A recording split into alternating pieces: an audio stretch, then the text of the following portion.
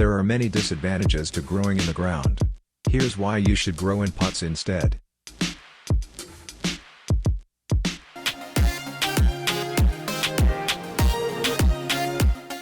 Number 1.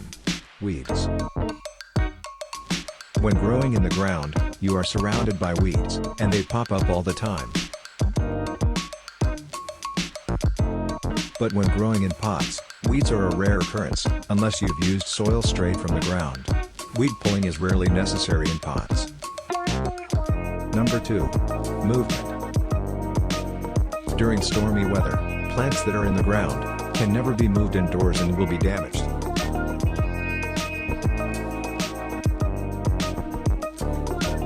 And during the winter months, plants also can't be brought indoors to survive the winter.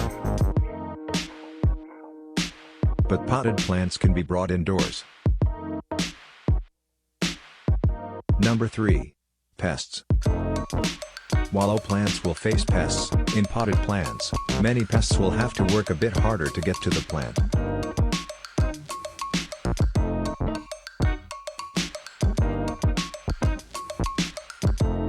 When growing in pots, big shovels or excess bending of your back is not required, as pots are higher up.